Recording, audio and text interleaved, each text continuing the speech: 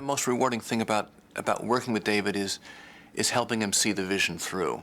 You know it's not going to be ordinary. You know it's going to be unusual, and it's going to rise above the other films because David's films have a particular point of view, and it's going to lift off the page in kind of a magical way, and we're just there to make that happen for him. You know, he surrounds himself with people that are very particular, and it's not always true that when you're on a movie set, everybody's very, very happy to be there, where I had the sense that everybody on David's set was very, very happy to be there.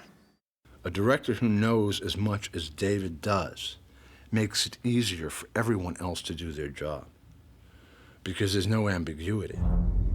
You want me to shoot Sailor in the brains with a gun? Yes. I was always shocked at how logical what we were doing was, and at the same time, how freeing it was, because the world was so complete, and it was so particular and so detailed that you didn't feel the pressure to invent. Your real job was to put yourself in that world, and then once you were in that world, you took on the logic and the characteristics of that world he made. Those are dummies. Dummy. I always felt incredibly safe with him as a director, even though I was going to places that at times it was the last place I'd want to go. But I knew that I was safe with him, that he would rein me back in or help me keep it grounded or encourage me to go further. He does create an environment where spontaneity is good for the actors, and I think that the actors really appreciate working with him. Pigeons spread diseases. I'll mess up the place. You see that? Yeah. You just really had to suspend sometimes your need to know or your need to put things in this box of reality or what made sense or what didn't make sense. And he would say, because sometimes life doesn't make sense. And it's so true. On Twin Peaks, when he told Richard Beamer to spit in the fireplace and he told Dana Ashbrook to bark like a dog. And I remember Dana being really worried and thinking, what's going on here? And then when the scene, when he saw the scene later, it just worked beautifully.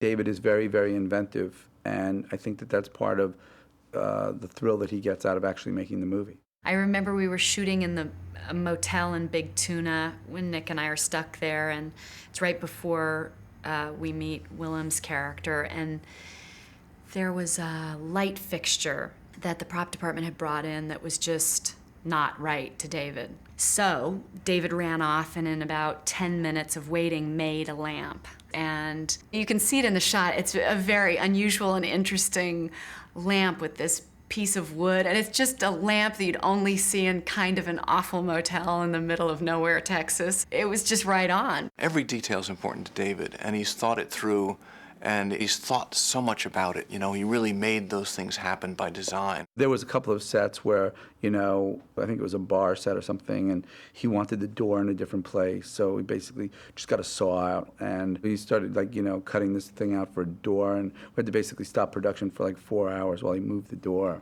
And everybody's like, David, just let them come in the door where it is. It was like, no.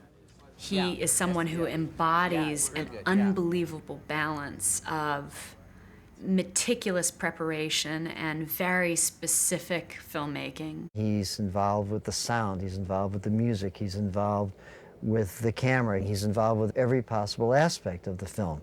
I always thought that's the way it should be. Hey, my snakeskin jacket! Thanks, baby! Did I ever tell you that this here jacket represents a symbol of my individuality and my belief in personal freedom? The great thing with David is that his stuff is not derivative of anything because he doesn't really watch a lot of things. He doesn't read newspapers, he doesn't watch TV, he doesn't do any of that. So anything that David comes up with, he cooks up out of his own head. It's been percolating in there for months and months and months. And then when we get to the set and actually shoot the shot and create that particular mood, it's just fine-tuning it now. It's just making it that little bit better, that little bit more powerful.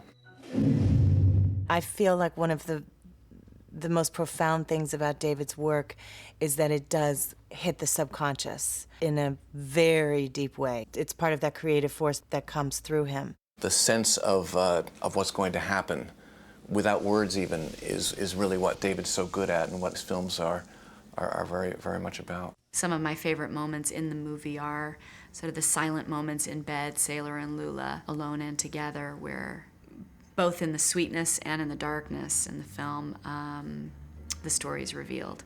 David is really excited to take the time to tell a story in that way. The interesting films are the ones you remember. The interesting ones are the ones that take you to another land, that put you in a different story, somebody else's shoes completely, and David manages to do that every time. You know, he just transports you away. If I tried to ask David to explain any of these movies to me, I'm sure he would get livid. He's not interested in defining them for himself. So I think it's very amusing to him that other people are trying to define him, because I don't think he has an explanation for himself or his work, and it's just his creative process. One of the things about David, and he's said it to me a million times, is you just don't do it middle of the road. Middle of the road, it falls through the cracks in the floors, you know, and he presses the outer limits all the time. I mean, David is a true artist, not only as a filmmaker, but his drawings and his paintings and his furniture pieces and all that. I mean, he's one of a kind.